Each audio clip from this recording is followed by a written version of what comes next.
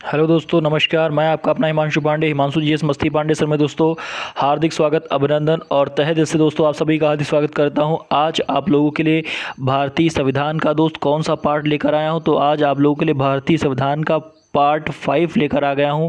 आप लोगों ने हमारे भारतीय संविधान के पार्ट 1, पार्ट 2, पार्ट 3 और पार्ट 4 को बहुत सारा प्यार दिया दोस्तों। उसके लिए बहुत बहुत तहे दिल से आप सभी का शुक्रगुजार हूं मैं। और आज हम लोग पढ़ने वाले हैं दोस्तों भारतीय संविधान की प्रस्तावना, जो अपने आप में सबसे अहम है दोस्तों।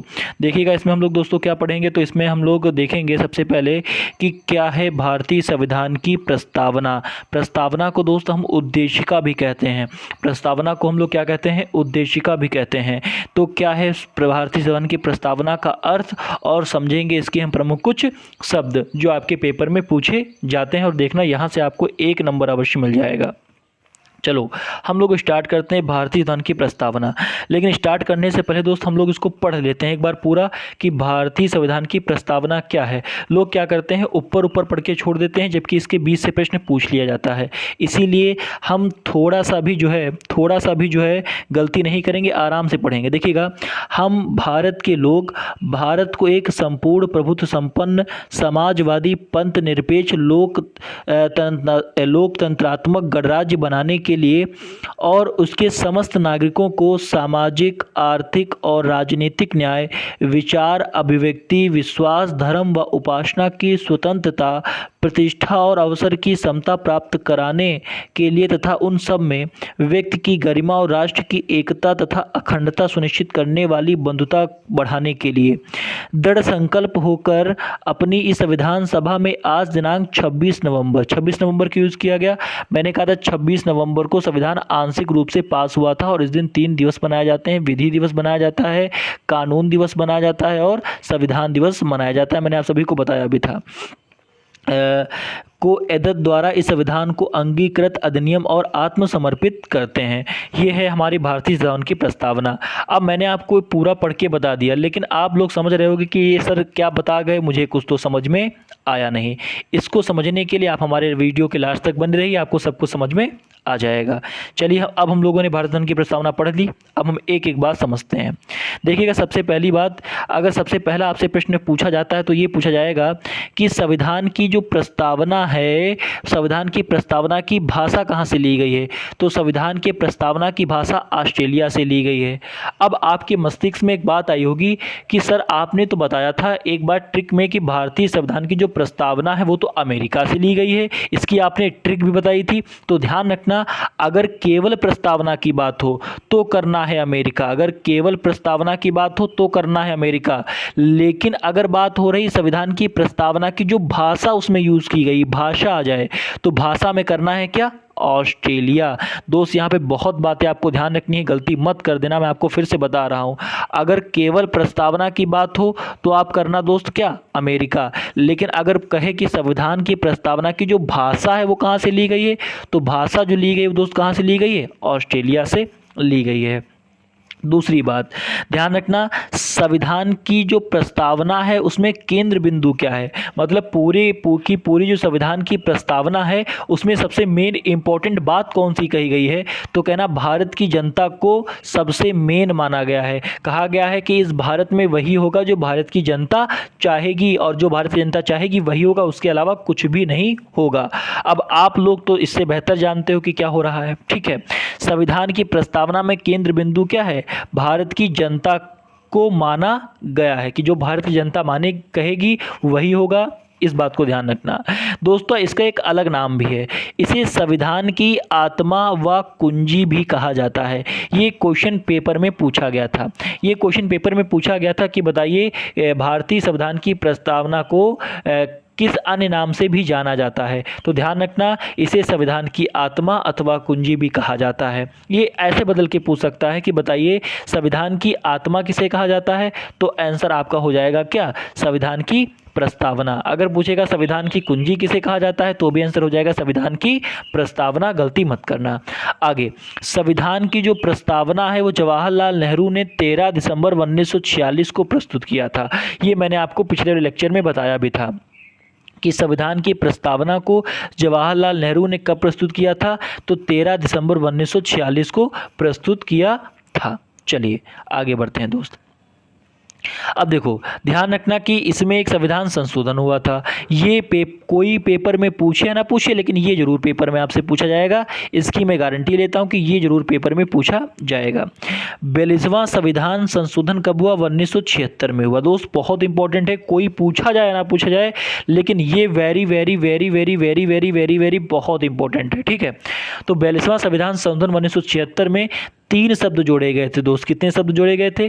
3 शब्द जोड़े गए थे। एक कौन? समाजवादी, एक कौन? पंथ निरपेक्ष, और एक कौन? राष्ट्र की अखंडता। हमें पता है कि आपको ये शब्द समझ में नहीं आ रहे होंगे, इसके लिए मैंने अगले जो है पीपीटी एक अगली बनाई है, ठीक है, पीडीएफ के रूप में। उसमें आपको सब कुछ समझ में आ जाएगा कि ये शब्दों का मतलब क्या होता है। ठीक है, तो बस केवल इतना आप ध्यान रखना अभी कि 42वां संविधान संशोधन 1976 में 3 शब्द जोड़े गए थे। कौन कौन से? समाजवादी, पंथ निरपेक्ष और राष्ट्र की अखंडता। इतना ध्यान रखना। उसके बाद में ध्यान रखना दोस्त आप कि हमारे भारतीय संविधान की प्रस्तावना में सबसे प्रभावशाली शब्द कौन है? आपसे पेपर में पूछेगा कि निम्नलिखित में से छांटिए कि कौन भारतीय संविधान की प्रस्तावना के सबसे प्रभावशाली शब्द हैं। तो ध्यान रखना, इन शब्दों को ध्यान रखना: संपूर्ण प्रभुत्व संपन्न, समाजवादी, पंथ निरपेक्ष, लोकतंत्रात्मक और गणराज्य। ये हमारी भारतीय संविधान की प्रस्तावना के सबसे प्रभावशाली शब्द हैं। और अगर कहे कि सबसे प्रभावशाली न्याय क्या है, तो न्याय आपको 3 बोलना है: सामाजिक न्याय, आर्थिक न्याय और राजनीतिक न्याय। अगर आपसे पूछता है पेपर में कि बताइए भारतीय संविधान की प्रस्तावना में कितने न्यायों का उल्लेख है, दोस्त कहना 3 प्रकार के न्यायों का उल्लेख है। कौन कौन सा? सामाजिक, आर्थिक और राजनीतिक। कभी कभी पेपर में इस प्रकार से पूछ लेता है कि निम्नलिखित में छांटिए कौन सा न्याय नहीं है, तो आपको न्याय याद होने चाहिए। कौन कौन सा? सामाजिक, आर्थिक और राजनीतिक। चलिए दोस्त आगे बढ़ते हैं। अब देखिएगा, अब हम आपको शब्द बताएंगे। देखो मैंने अभी कहा था कि अभी कुछ देर तक मैं आपको शब्द बताऊंगा, कुछ देर बाद देखो आ गया वही। आइए कुछ शब्दों को हम समझने का प्रयास करते हैं। देखो कई बार प्रश्न आ रहा था प्रभुत्व संपन्न और समझ में नहीं आ रहा था। आइए हम लोग समझते हैं। प्रभुत्व संपन्न का मतलब होता है कि हमारा देश अपने आप में एक प्रभुत्व संपन्न है, इसमें किसी चीज़ की कमी नहीं है। यानी क्या कहा गया कि हम अपनी नीतियां खुद बनाएंगे, हम अपनी विदेश नीति खुद बनाएंगे, किसके साथ शासन करें या ना करें और किस देश की सहभागिता रहे या ना रहे, ये हम खुद तय करेंगे। अब हमें पता है कि आपको समझ में नहीं आया होगा, अब समझो। प्रभुत्व संपन्न के कहने का तात्पर्य ये होता है कि हम जब अपने देश की कोई भी नीतियां बना रहे होंगे, हम किसी भी अपने देश में कोई भी योजना लागू कर रहे होंगे, हम अपने देश में किसी भी प्रकार का लाभान्वित कार्य कर रहे होंगे, तो हम किसी देश की सहभागिता को शामिल नहीं करेंगे कि आप भी आइए और उसमें सहभाग करिए। हम किसी देश से राय भी नहीं मांगेंगे। हमें जो अच्छा लगेगा अपने देश को अच्छा बनाने के लिए हम वो सारे कार्य करेंगे, लेकिन किसी विदेश का सहारा नहीं लेंगे, किसी देश का सहारा नहीं लेंगे और किसी देश की सहभागिता भी हमें आवश्यकता नहीं है। ये होता है किसका मतलब? तो ये होता है प्रभुत्व संपन्न का मतलब। ये होता है किसका मतलब? तो ये होता है प्रभुत्व संपन्न का मतलब। चलिए दोस्तों आगे बढ़ते हैं और आगे देखते हैं। इसके बाद देखिएगा लिखा हुआ एक शब्द है क्या? समाजवादी। इसका एक अर्थ क्या है दोस्तों? समाजवादी। अब समाजवादी का मतलब क्या होता है, इसको जरा समझते हैं। आपने देखा होगा समाजवादी पार्टी, ये देखा होगा ना, नाम आपने सुना भी होगा। तो समाजवादी पार्टी का मतलब क्या होता है, आइए इसको समझते हैं दोस्त। देखो ध्यान रखना, हर समाज के लोगों को सम्मान मिले तथा सबकी भूमिका अनिवार्य हो। देखो दोस्तों, इसमें क्या कहा गया? समाजवादी का ही मतलब होता है कि जितना भी समाज है, हर समाज के लोगों को सम्मान मिले और हर व्यक्ति और हर वर्ग की भूमिका अनिवार्य हो। ये नहीं है कि हिंदू ही सेवा कर रहे हैं, हिंदू ही सरकारी नौकरी में है, मुस्लिम्स लोग नहीं हैं और सिख लोग भी नहीं हैं, ईसाई लोग भी नहीं हैं। तो ऐसा नहीं होना चाहिए। सबकी भूमिका अनिवार्य रूप से होनी चाहिए, क्योंकि हमारा भारत देश कैसा है? हमारा भारत देश दोस्त समाजवादी है, और समाजवादी का मतलब होता है कि हर समाज के लोगों को सम्मान मिले तथा सबकी भूमिका अनिवार्य हो। हर वर्ग के लोगों की भूमिका क्या होनी चाहिए? अनिवार्य होनी चाहिए। आई थिंक समझ में आया होगा। अब हम लोग आगे बढ़ते हैं। आगे देखो अगला वर्ड है दोस्त पंथ निरपेक्ष। ये वर्ड मैं आपको इसलिए बता रहा हूँ कि आप कोई भी क्लास देख लीजिएगा, यूट्यूब पर कोई भी क्लास देख लीजिएगा, इन शब्दों का मतलब किसी यूट्यूब के वीडियोस में नहीं पढ़ा होगा। मैंने खुद खास डाला है ताकि आप वर्ड को समझें, क्योंकि लोग इसको पढ़ना छोड़ देते हैं। इसलिए पढ़ना छोड़ देते हैं क्योंकि इसमें वर्ड कठिन कठिन आते हैं, लेकिन पढ़ना नहीं छोड़ना चाहिए। अब देखिएगा पंथ निरपेक्ष का मतलब क्या होता है। सभी वर्गों के लोगों को सम्मान दिया जाए तथा धर्म के आधार पर भेदभाव ना किया जाए। बहुत अच्छा वर्ड कहा गया है दोस्त। इसमें कहा गया है कि सभी वर्गों के लोगों को सम्मान दिया जाए, चाहे वो हिंदू हो, चाहे वो मुस्लिम हो, चाहे वो सिख हो, चाहे वो ईसाई हो, जितने भी धर्म हैं सभी धर्म सभी वर्गों को सम्मान दिया जाए। एक बात बताओ, देखा जाए तो हिंदू हमारे भारत देश में 88% से एबो हैं, लेकिन फिर भी इसे हम हिंदू राष्ट्र नहीं घोषित करते। क्यों नहीं घोषित करते? क्योंकि भारत की ये सबसे बड़ी महानता है, यानी हमारे देश का कोई भी धर्म नहीं है। जी हाँ दोस्तों, मैंने कहा था, मैंने आपको पिछले लेक्चर में बताया था कि हमारे देश की सबसे बड़ी महानता है कि हमारे देश का कोई भी धर्म नहीं है। जबकि अगर देखा जाए कि किसी भी देश में अगर किसी वर्ग को लेकर सबसे ज़्यादा आबादी होती है तो उसी वर्ग को लेकर वो देश घोषित कर दिया जाता है। एग्जाम्पल में मुस्लिम देश है, आप देख भी सकते हैं बांग्लादेश, ठीक है। लेकिन हमारे यहाँ बिल्कुल ऐसा नहीं है, क्योंकि हमारे यहाँ हिंदुओं की संख्या भी 88% से अबोव है, लेकिन फिर भी इसे हम हिंदू राष्ट्र घोषित नहीं कर सकते और ना ही करेंगे, क्योंकि हमारा भारत देश दोस्त कैसा है, हमारा भारत देश दोस्तों पंथ निरपेक्ष है। चलिए आगे बढ़ते हैं, आगे देखते हैं। देखिएगा अगला वर्ड आया है कौन? लोकतंत्र। लोकतंत्र बार बार वर्ड आ रहा था।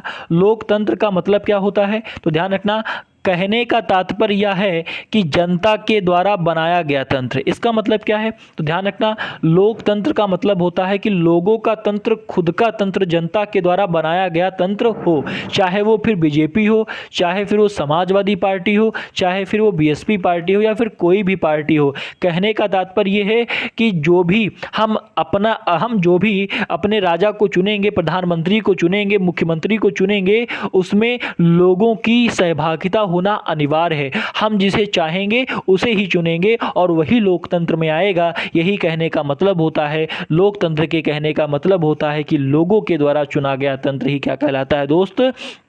लोकतंत्र कहलाता है। लोगों के द्वारा चुना गया तंत्र ही दोस्त क्या कहलाता है? तो लोगों के द्वारा चुना गया तंत्र ही दोस्त कहलाता है लोकतंत्र। कहने का तात्पर्य हो जाएगा कि जनता के द्वारा बनाया गया तंत्र ही दोस्त क्या कहलाएगा? लोकतंत्र कहलाएगा। हमारे समझ से आप सारे वर्डों को समझ पा रहे होंगे। आगे देखते हैं।